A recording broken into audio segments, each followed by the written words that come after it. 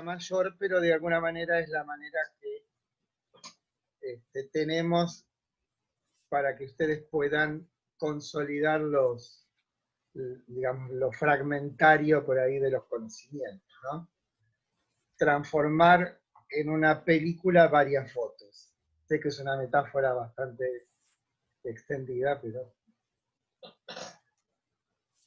Y cuando terminamos Bernard, lo que sigue es Parménides y Heráclito.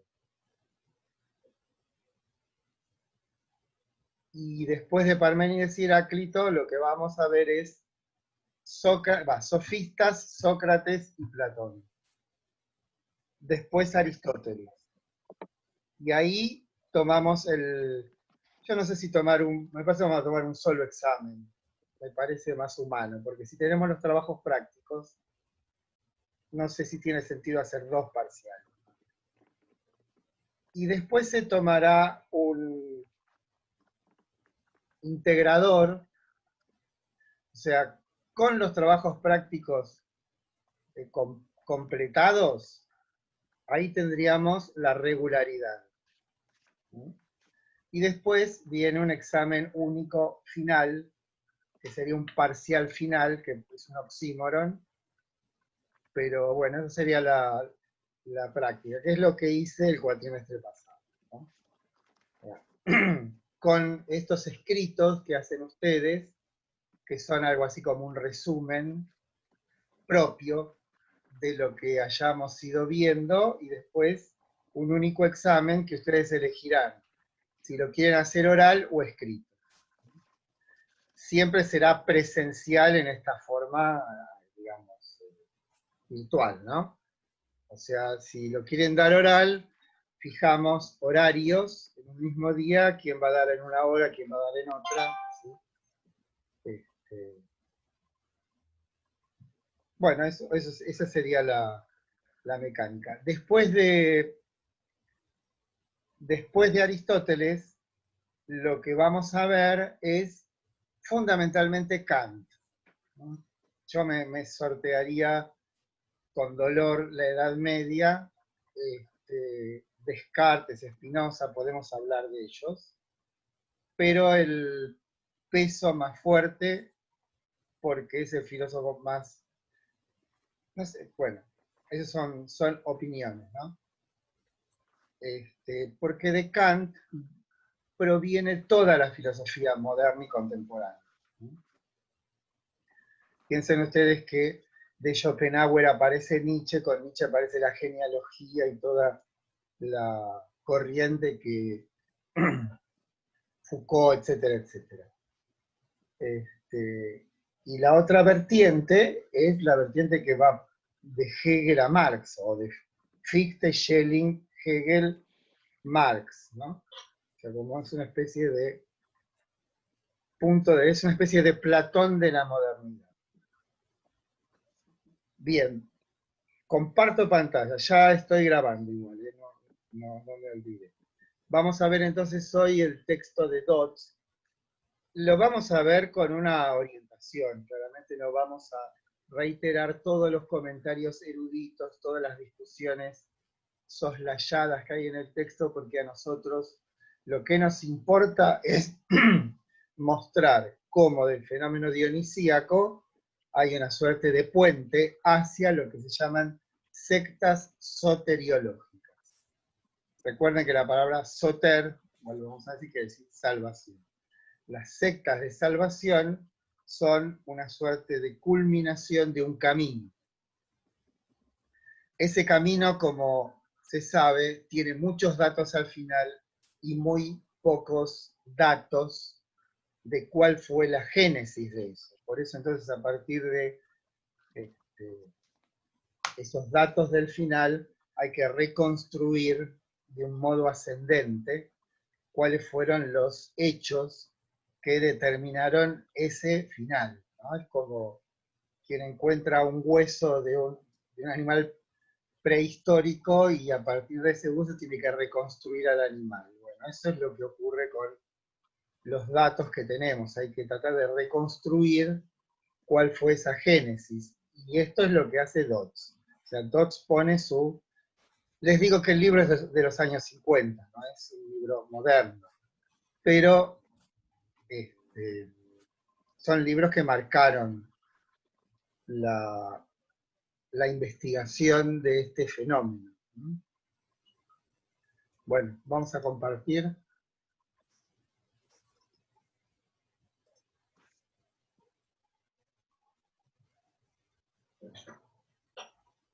Bueno, acá estamos.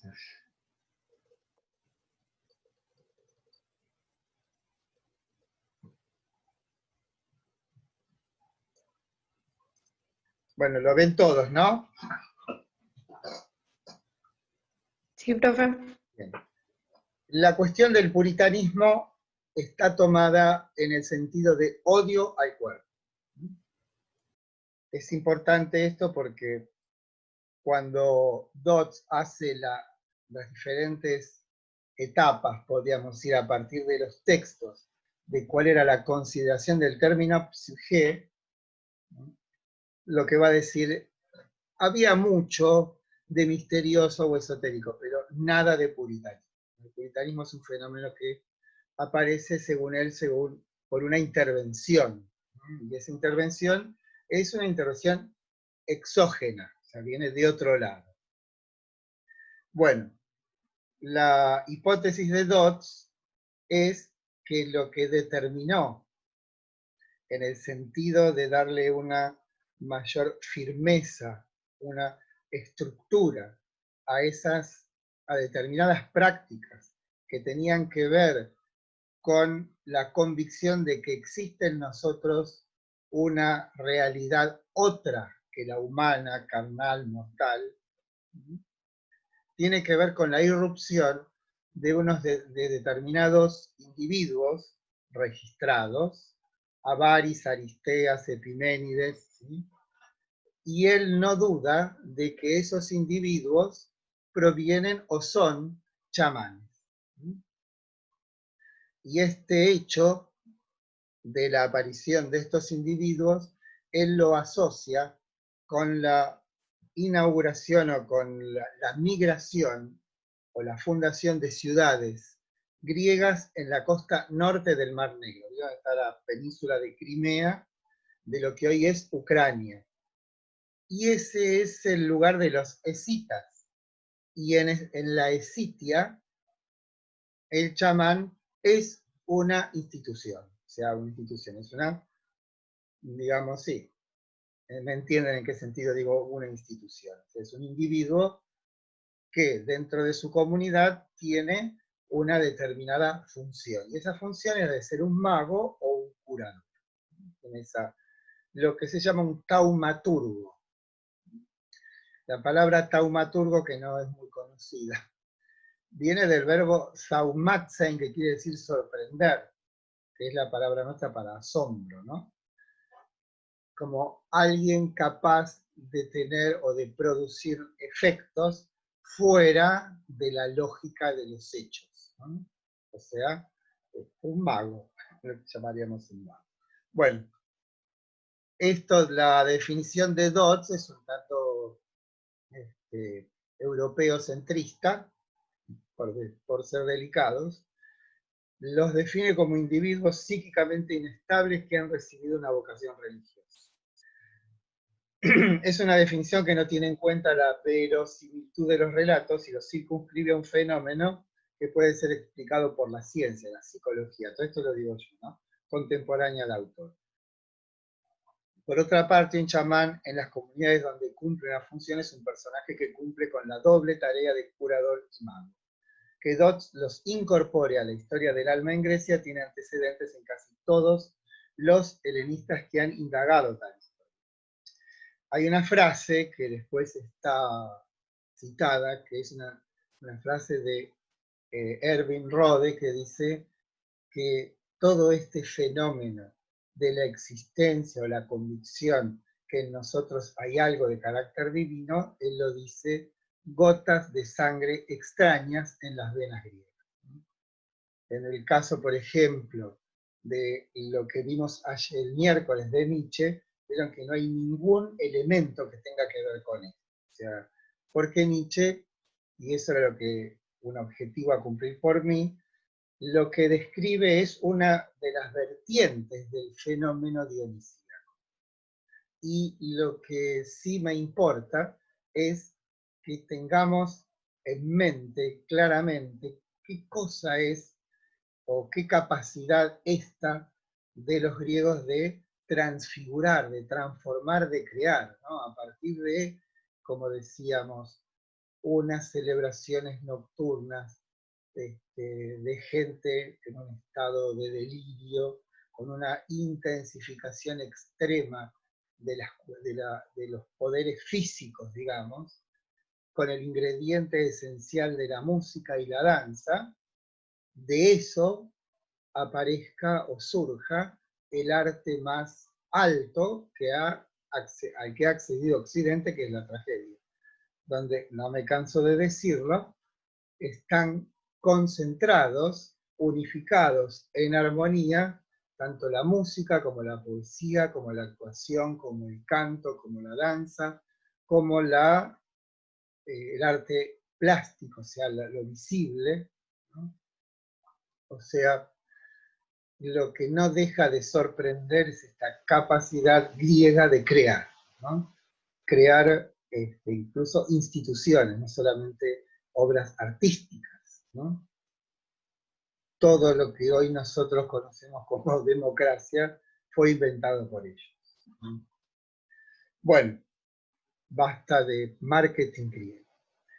Puritanismo. En el contexto de este capítulo refiere a una concepción que primero afirma la neta separación entre el cuerpo y el alma y acentúa tal distinción con que la convicción puritana experimenta un odio al cuerpo y que se expresa en la frase platónica, el cuerpo es la cárcel del alma.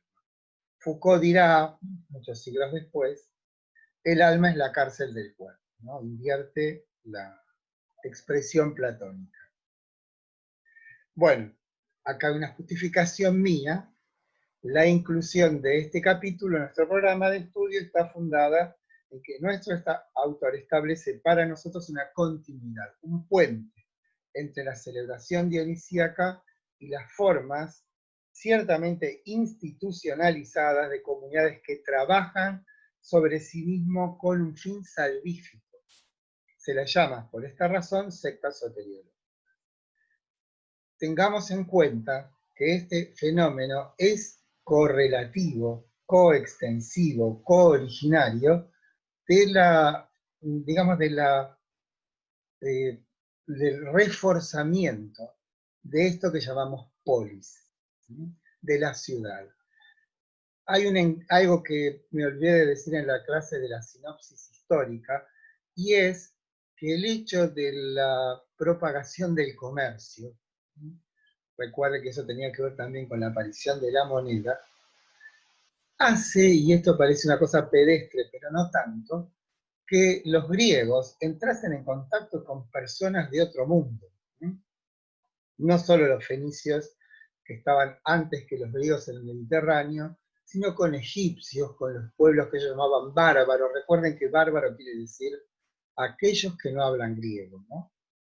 Que balbucean, ese barbar, y ahí viene esa palabra. O que no vivían como los griegos. Entonces ahí aparece un germen de relativismo cultural. Decir, bueno, nosotros a los finados, por lo menos en la época homérica, los quemamos o hacemos esto, lo otro, y viene y dice, no, pero nosotros nos los comemos, qué sé yo. Todo eso crea una suerte de escepticismo o relativismo. Y de ahí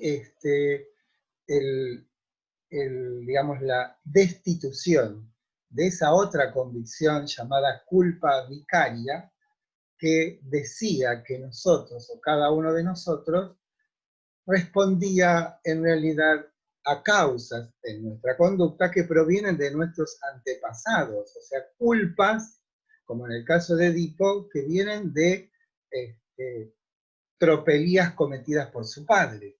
Bueno, eso es un fenómeno que cae con la institución de la polis.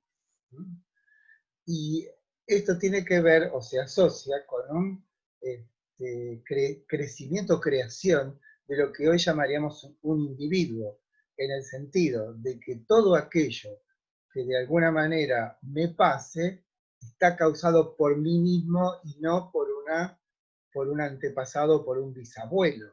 O sea, la idea de la culpa vicaria es la misma idea del pecado original.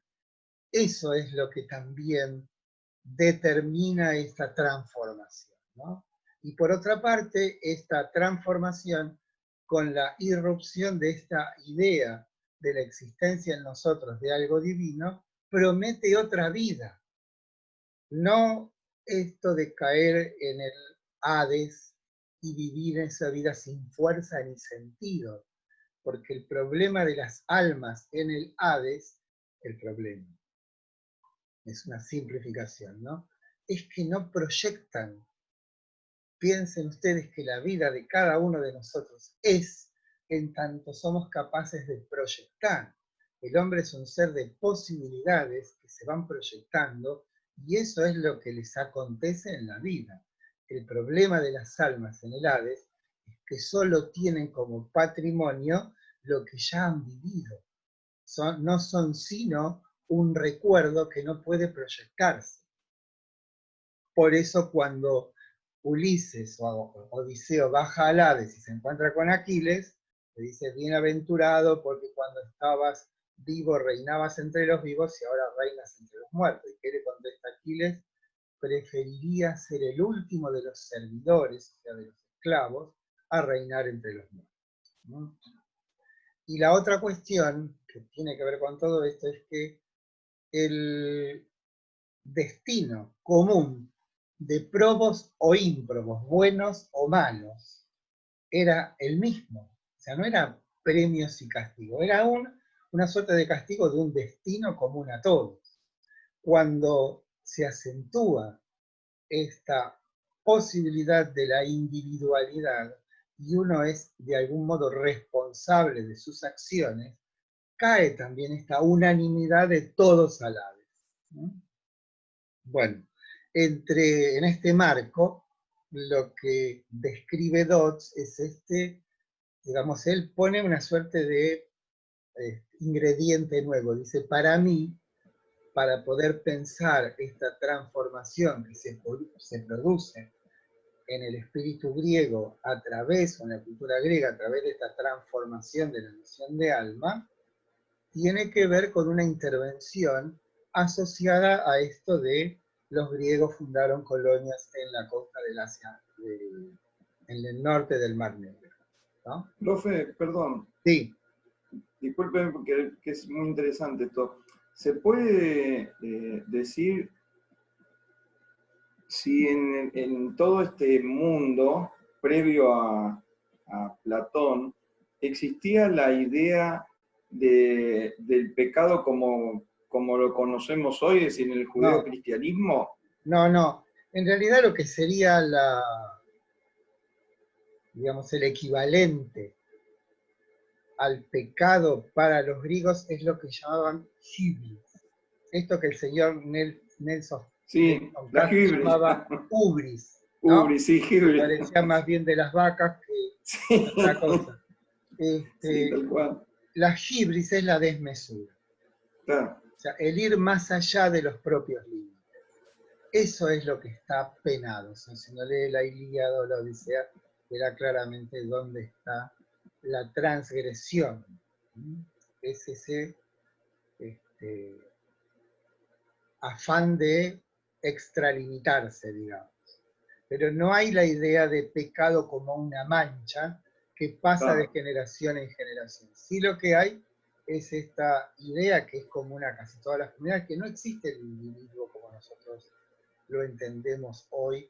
Esto es como sujeto responsable de las acciones. ¿Por qué? Porque si me hicieron caso, leyeron el cuento El Muerto, ¿no?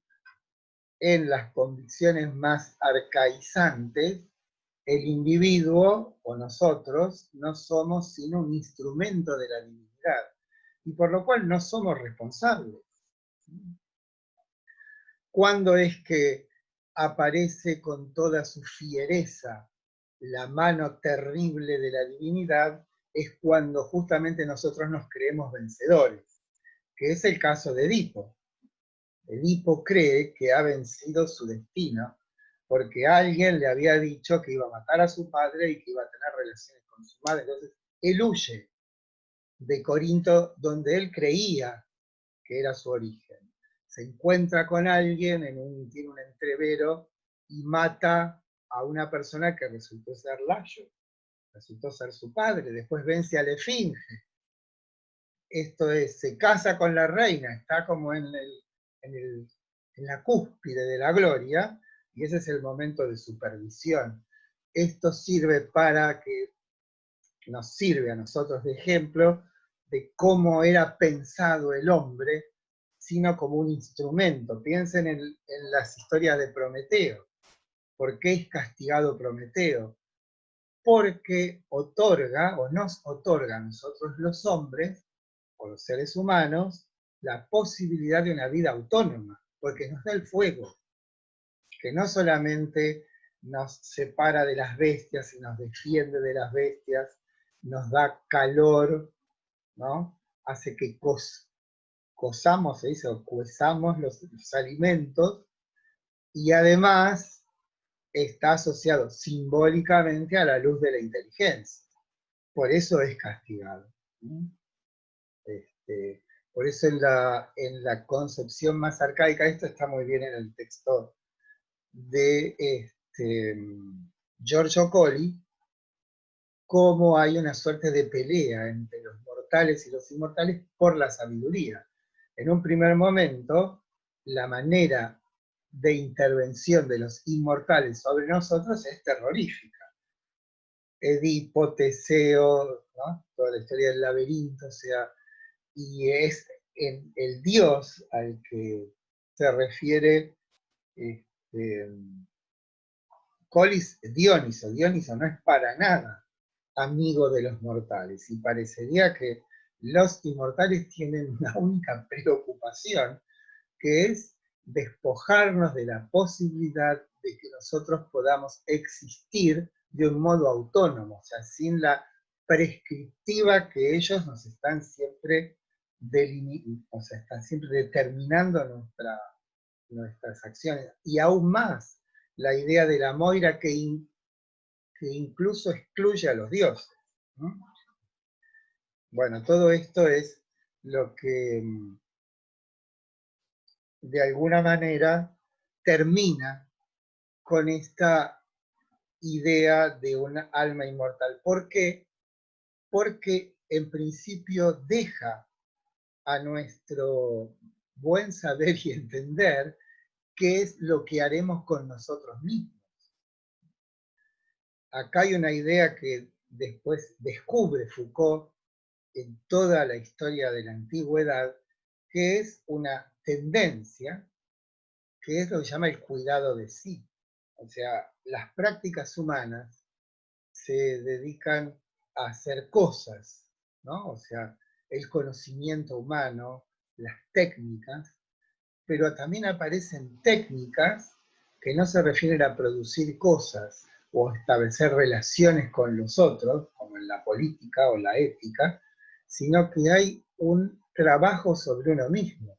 Y podemos decir que la inauguración de esa tendencia, que después sigue por lo menos hasta el cristianismo, las técnicas de sí, techno to bio, ¿no? Técnicas de sí mismo, o de técnicas de vida, que tienen su, digamos, mayor,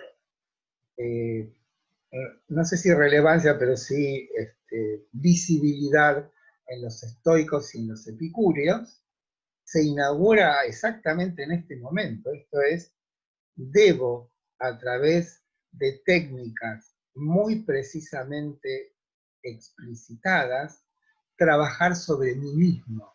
Y este trabajo sobre mí mismo tiene que ver con determinados ejercicios. Y esos ejercicios tienen que ver con la postulación de otra existencia después de esta, ¿no? Entonces, tengo que hacer de tal modo que mi alma pueda al fin liberarse de la ciénaga, del pantano del cuerpo.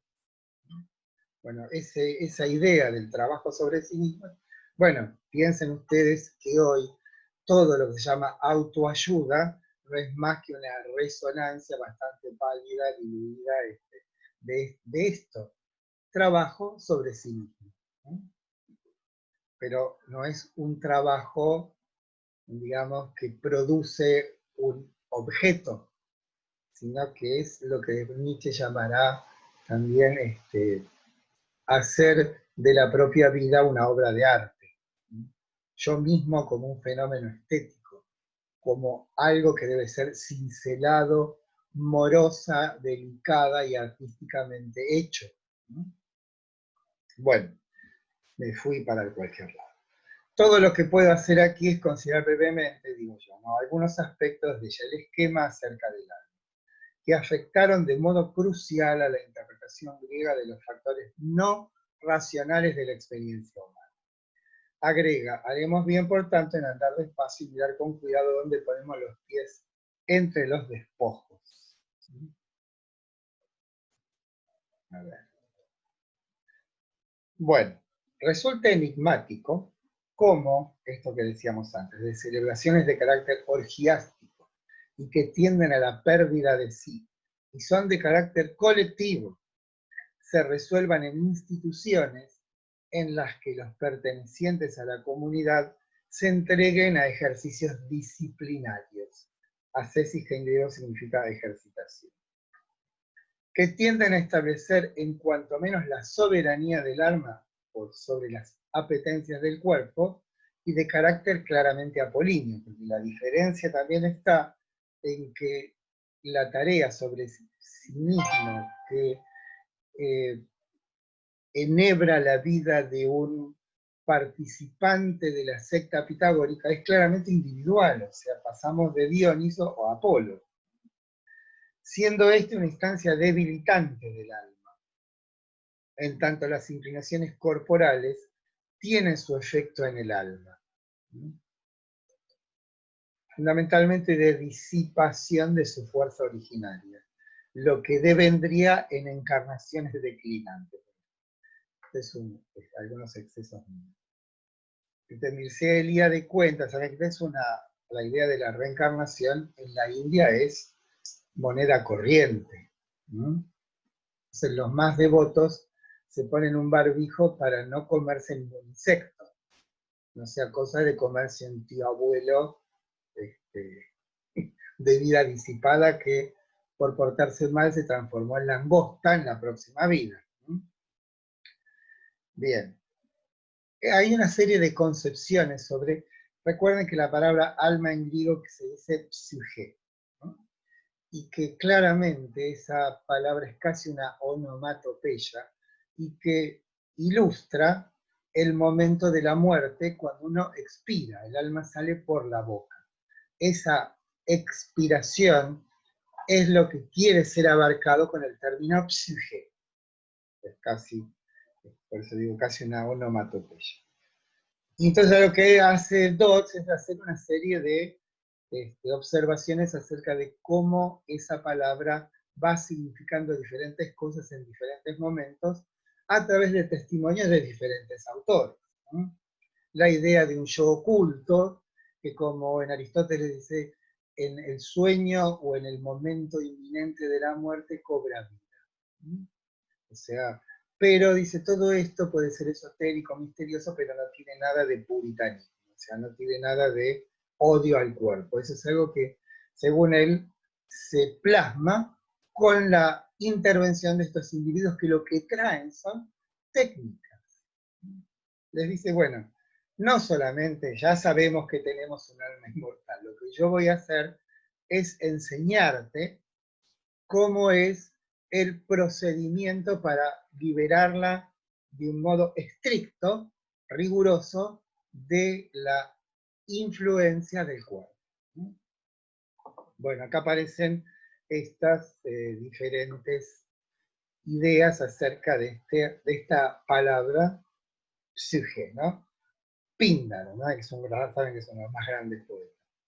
Una imagen de la vida que procede de los dioses, duerme mientras los miembros están en actividad, pero cuando duerme el hombre muestra a menudo en sueños una decisión de dicha o adversidad venidera. Un cierto poder entonces que cobra vida fuera de la vigilia y observa un cierto poder sobrenatural, como la adivinación, un yo oculto. Acá nos metemos en un tema misterioso, ¿no? Los poetas homéricos haber formulado con claridad la diferencia entre cadáver y espíritu, su no ser consustanciales. De todos modos, no dejó de ser algo pasajero. En época de Solón se prohibió la inveterada costumbre de seguir alimentando cadáveres a través de una cámara. Vieron que él dice, todo esto lo hacen por una negación de la realidad, tal como una niña alimenta a su muñeca, ¿no? Bueno, ese es esas son las opiniones que tiene Dodds, ¿no? Que parece que está muy seguro de todo lo que piensa. Identificar la psique con la personalidad del hombre vivo, no es antagonista el alma con el hombre y se identifica con el thumos homérico. El thumos, que se ubica en el diafragma, es el origen de la fuerza vital, o sea, es lo que sería el equivalente de alma en la tradición homérica, ¿no? Principio de vida, pensamiento, afectos, pasiones, la psique, es el correlato mental del cuerpo. La psique es el que da, ¿no? Y el Hades, tal como lo hemos señalado, implican otra vez una cierta consustancialidad entre soma y psique. En el siglo V sigue en cierta continuidad con las concepciones más antiguas. Recuerden que el siglo V es el siglo de oro, ¿no? El siglo de la victoria contra los persas y del auge ateniense, la Liga de Delos, que es una liga defensiva, el gobierno de Aquiles y el final dramático, trágico, sobre todo para Atenas, con la guerra del Peloponeso, una guerra que duró más de 30 años, entre Esparta y Atenas, que terminó con la derrota de Atenas, la toma de la ciudad en el 404 a.C. por los espartanos. Los espartanos lo que hacen es tirar abajo las murallas y destruirles la flota. Y dejan un gobierno títere, que es rápidamente destituido. Ese gobierno títere se llamó el gobierno de los 30 tiranos, famoso por las arbitrariedades, crueldades y persecuciones. Bueno, pero eso es historia reciente todavía para nosotros. Bueno, acá está esto que yo dije antes. En el siglo V sigue en cierta continuidad con las concepciones más antiguas, considerándose el alma como un aspecto íntimo del hombre, más cercano a lo emocional que a lo racional. Esto es, no hay de ninguna manera una vinculación que después termina plasmándose en los pitagóricos y Platón de asociar el alma con una dotación de saberes no sabidos, pero de carácter pura y estrictamente racional, ¿no? Esto es, cuando hago hincapié en racionales, esas posibilidades, esas nociones, solamente pueden ser captadas a través del intelecto y no de la sensibilidad, ¿no? O sea, una especie de radicalización hacia una intelectualización de esto, que en un primer momento tiene una relación difusa con el cuerpo.